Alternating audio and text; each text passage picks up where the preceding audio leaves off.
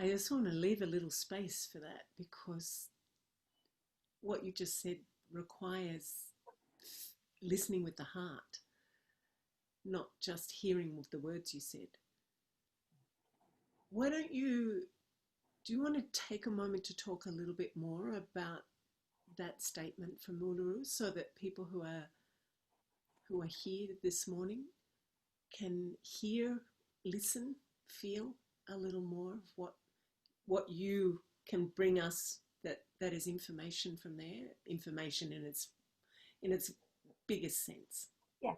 Well, the people who are with us today probably know the Uluru Statement of the Heart came up in 2017. It was created in 2017. It was the largest ever gathering of Indigenous groups from across Australia who came together and came up with a statement. And they gathered in Uluru, in the heart of Australia, and came up with it. It's actually quite poetic. It's a poetic piece in a way, but it's a fundamental and hopeful statement that really calls upon Australia as a nation to recognise the greatness of the civilization of Aboriginal peoples from across the nation, the First Nations people, and to look to the future and see the hope for the future that the young people will bring if they're given the opportunity. And part of that opportunity is to make sure that they have a voice to Parliament.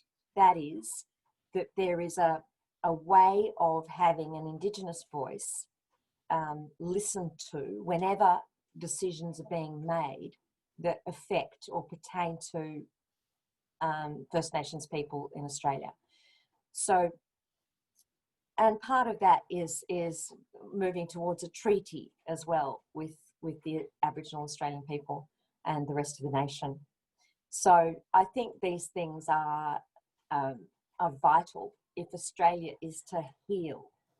And I do think that there's a deep rift when you look at the overrepresentation of Indigenous people in the criminal justice system, their overrepresentation in all sorts of parts of the law. They have trouble with dealing with debts, with homelessness, with all sorts of things, as do lots of other groups in Australia who are disempowered. So they're not alone in that. Any disempowered community is going to suffer those same sorts of problems. But if we want to change the record and close that justice gap, I think it is essential that we listen to the people whose lives we're actually talking about. They should be front and centre. It should be community-driven solutions to the problems, because they know.